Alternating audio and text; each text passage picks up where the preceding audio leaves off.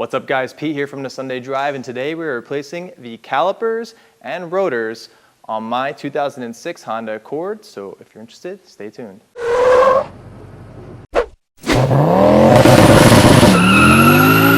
So welcome back to the channel. Today we're going to be replacing all of the brake components on my 2006 Honda Accord. This is the 4-cylinder version, and we're going to be replacing the calipers, the rotors, the brake pads, and we'll be showing you the entire process, including how to set the emergency brake. So let's get started. The brake pads that we went with are Power Stop Z16s. These are the closest to OEM that you can get. They are ceramic, so they are low dust, low noise, and they will last a long time. So everything that we'll be using today will be linked in the description below, and every time you make a purchase through those links, it does help our channel out to continue shooting these types of videos and growing, so we greatly appreciate it. Now let's get into it. So first step in this process is to remove the wheel. I already have 3 of the lug nuts off and the other 2 are loose, but just to show you what size socket we're using, it's a 19. So go ahead and take those off and remove your tire. We always recommend breaking these lug nuts loose by hand using a hand ratchet or a breaker bar, because you don't want to round off the edges of these. And then after they're loose, you can use the impact. So here we're at the front driver's side, and you can see that there's 2 14mm bolts. If you're just replacing the brake pads, all you need to do is remove these, and that's going to take out this sliding pin right here where this rubber is, so that you can take off the centerpiece of the caliper and replace the pads. When you do that, you're actually keeping the rest of the caliper in place, which is fine. You don't need to remove that. But I never have good luck when I'm replacing brakes on something this old and rusty, because to be honest, the brake bleeder almost always strips out or gives me issues. I just find it easier to replace the entire assembly with new rotors, pads, and caliper.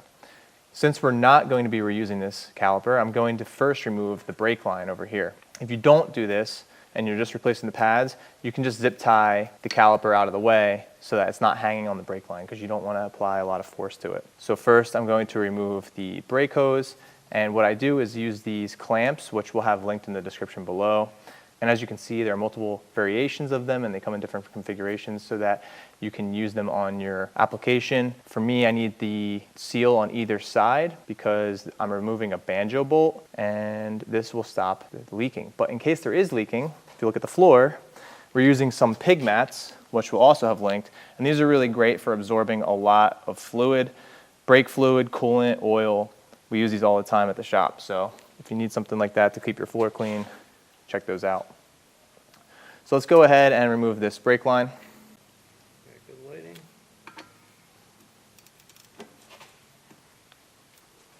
And as soon as you break this free, you can see that it is leaking. Don't forget, when you put the new bolt in, to replace the copper washer. But before I talk to that, let me just go ahead and clamp this off, like so. And then I squeeze it. And there's this lever here to clamp it down more. So there you go. That should stop it from leaking. So when you replace this bolt, make sure that you replace this copper crush washer so that you don't have leaking brakes. So go ahead and remove the 17mm top and bottom bolt that hold the entire caliper assembly to the wheel hub. And again, I break everything free by hand, and then I'll get an impact on there.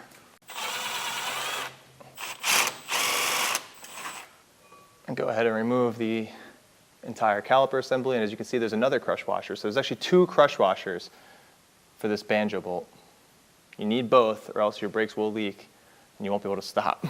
So here you can see there's a Phillips head screw that is just barely visible as a separate part from the rotor, and there were 2 of them actually, so I had to drill this other one out. These are very difficult to get out. In fact, you probably can't get it out by hand, but you could use an impact screwdriver. But if you don't have one of those, the next best method is a drill and a drill bit. So we're going to go ahead and drill out the second one, and we'll show you how to do that.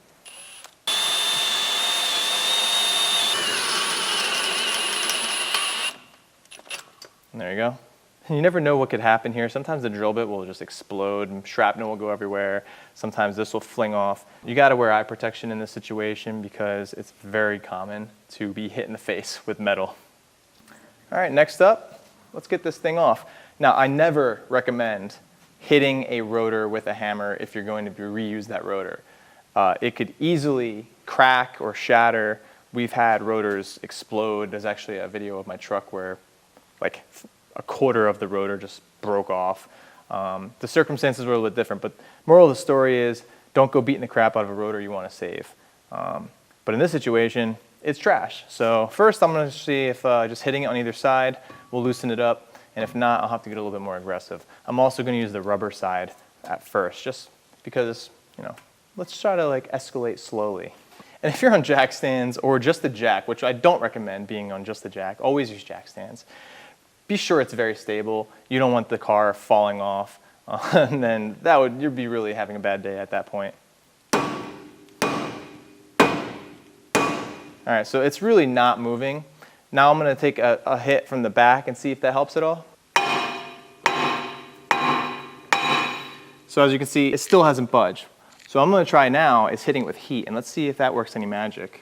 So what happens is the rotor really just fuses to the face of this hub, and there's really nothing you can do about it. You can try putting lithium grease or anti-seize on the face, which we'll show you later, but ultimately just years of water and salt and rust really takes its toll. All right, let's see if that helped. Boom, one hit. That is the power of heat, baby. Be careful, the center is hot.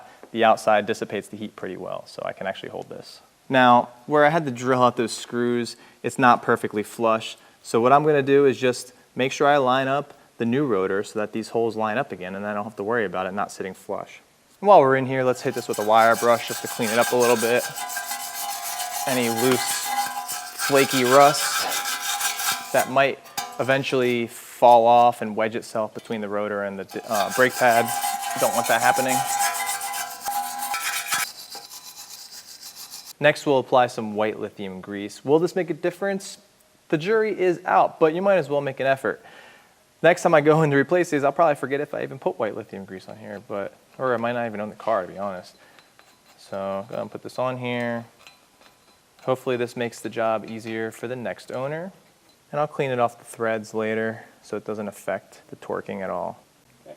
Whenever you get new rotors, always be sure to spray them down with some brake clean to remove any residual oils that might be on here to stop it from rusting while it's being stored at the warehouse. And do it to the other side as well. Next up, look for these holes where the screws, the retaining screws were before. All right, one right here, one right here. So that looks about right. And there we go, that's the new rotor. So now we're gonna have to assemble and install the new calipers. So here's the new caliper. And the first thing I'm going to do is remove these two 14mm bolts. These are where the sliding pins are. And I'm gonna make sure that they're lubricated properly before assembling and installing these calipers. So here's the bracket part of the caliper.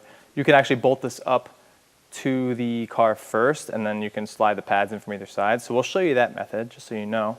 And then I'm gonna pull these pins out. So what I'm doing now is making sure that these pins are lubricated. And I can feel that they are. And I can actually hear the grease inside. So these are good to go. If you are just replacing your pads and you're going to be reusing the rest of your calipers, it's definitely a good idea now to remove these pins completely and clean them and then apply new grease so that they don't get rusty. Because if these aren't floating properly, then you're not bouncing the pad wear on either side. So one side of the pads, or like the inner pads or the outer pads, can wear faster than the others, and that can cause you issues because then you'll start dragging and you'll ruin the rotor. If you ruin the rotor, now you need to replace everything. Next up, we're going to install these new clips. Usually these come with the actual brake pads. So once again, if you're just replacing the brake pads, pull out the old metal ones and put these in. This is what protects the actual bracket from wearing. The brake pad slides on this so that this is a wear item. Now usually everything's so rusted that it doesn't really matter, and you're gonna have to replace all this stuff anyway, because this isn't a sports vehicle, so your brakes should last a pretty long time depending on your driving habits. And by replacing all this stuff with new items, we know that when it goes back together, there won't be any weird noises that will have to cause us to tear everything apart again and chase the problem. It's really cheap insurance, and it doesn't cost much more to replace everything. So this is how you install the bracket, but you'll have a really hard time lining up the bolts on the back if the rotor is flopping around. So what I'd recommend is putting one lug nut on. And what that does is keep this nice and solid so that it's not going to be fighting us. Because if this is crooked even a little bit, you're really going to be fighting putting that bracket on.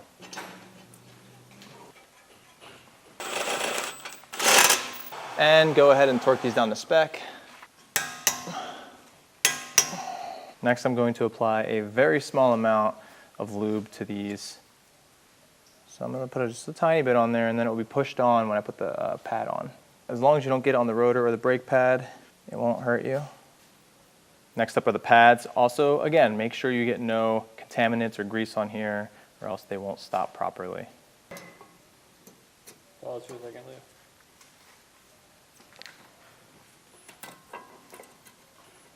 Now the point that we're at right now is pretty much where you'd be if you were just replacing the pads and keeping the rotor and the rest of the caliper stock, because as you can see, this is the center part of the caliper removed, and this is the bracket.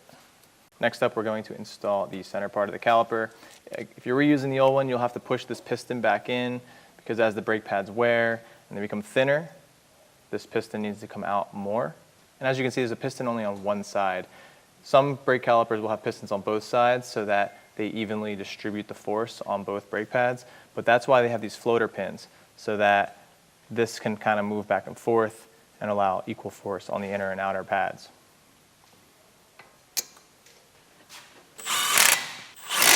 Go ahead and torque these down to spec. If you do have to spread out the pistons on your original brake calipers, this is a nice handy tool that we'll have linked in the description. And what it does is it ratchets and spreads the pads apart. So as you can see, as I ratchet this, the screw is coming out. And this comes with adapters for larger brake caliper kits so that it's not just limited to a smaller caliper like this. So we'll be reusing the banjo bolt, but we will be replacing the crush washers. So go ahead and install those. This looks like they're a little tight, but we should be able to get it on. But it should pull on when you tighten the bolt. Go ahead and remove this clamp. Stick the banjo bolt with one crush washer on. Stick the other crush washer on and start threading this. Be very careful not to cross thread it. So always start it by hand.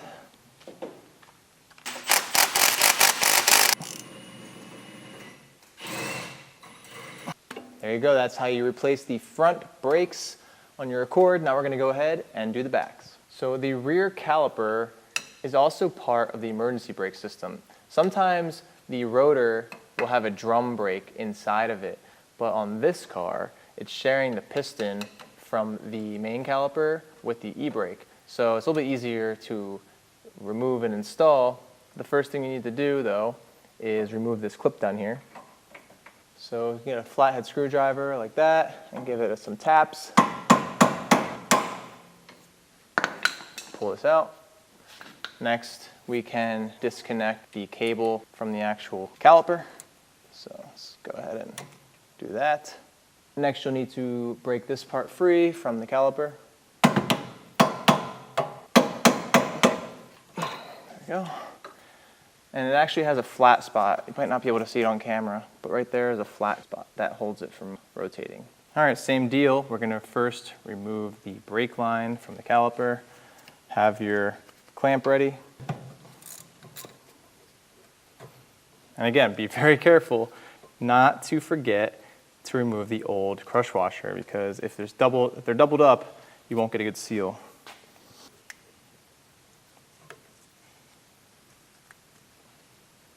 On the rears, the 14mm bolts actually hold the entire caliper assembly to the hub. So go ahead and break those free.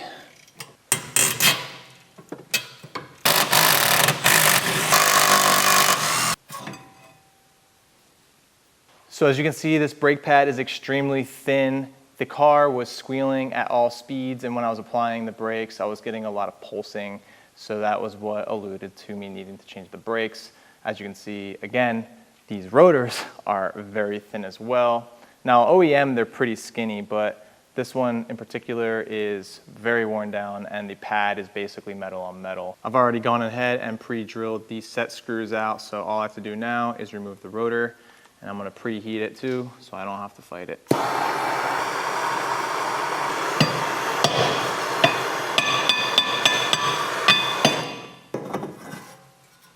So now remove the bracket from the actual piston part of the caliper. And this is the part that we're going to install the brake pads in before we actually install the rest of the caliper. So we'll bolt this up. But what I want to do now is show you a side-by-side comparison of the old caliper and the new caliper. As you can see, the piston and the rubber seal is very exposed. So this is pretty much maxed out, which makes sense because the pads were so worn.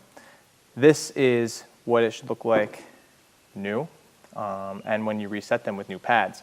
So when you do this, as you notice, there is a cross pattern, and you need to twist it to put it back in.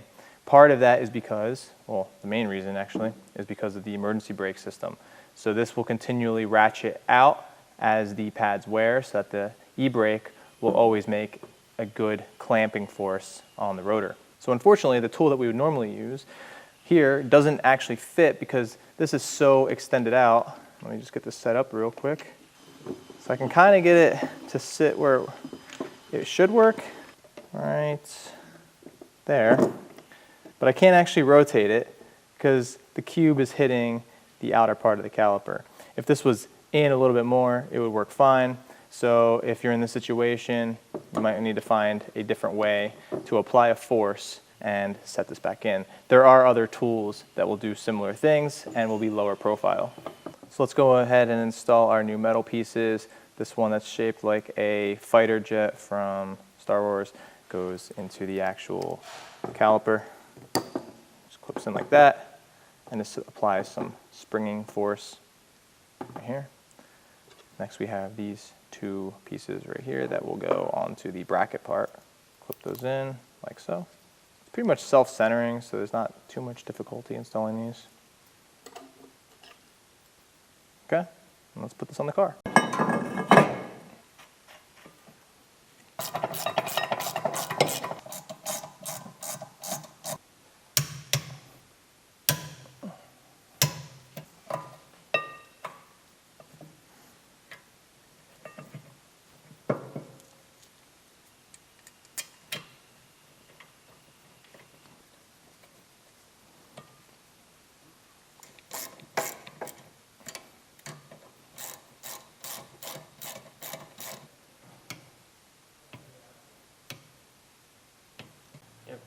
Go ahead and feed the e-brake cable through the bracket. Make sure it's set all the way and the flat spot is towards the outside of the car. And then what you can do is insert this clip. And you want the lip to be facing back towards the back of the car. Now we can install the cable there. So it looks looser than the old system. That's something we're gonna have to adjust for. And reinstall the brake line. So we're going to go bolt, washer, line, washer. Now one thing we don't want to forget to mention is that you can't just go and drive with these brakes. You want to actually bed them in. So there are a lot of really good videos about how to bed them in, but a typical way would be to drive the car up to about 35 or 40 miles an hour and then brake pretty aggressively, but don't come to a complete stop. And you want to do that maybe 5 times. And then you want to drive around for maybe 2 minutes and let the brakes cool down, and then do it again. So you'll go from 35 miles an hour or 40 miles an hour down to 5 miles an hour very aggressively to allow the brake pad to mate properly to the surface of the rotor. And that's going to make sure that they don't squeal, that they have proper bite and braking power. It's basically going to transfer some of the material of the pad onto the rotor. And this is very important, especially for track usage. But if you want a more detailed video on that, we'll have some in the description below that were really good. All right, so there you go. That is how you replace the front and rear brakes, rotors, calipers, and pads on your 2006 Honda Accord. The next step in the process will be to readjust your emergency brake and bleed your calipers now, because there's no fluid in them and there's only air in the system. Now, be careful, because if you allowed your system to run dry and the brake reservoir up front is empty, then you're going to have a harder time to kind of get all the air out of the system. So try and make sure that you clamp off those brake lines as quickly as possible so that that doesn't happen to you. If you're curious about how to adjust your emergency brake or bleed your brake system, we'll have those at the end of this video and in the description below, so be sure to check those out. If you found this video to be helpful, please give us a big like and subscribe, and thanks for watching.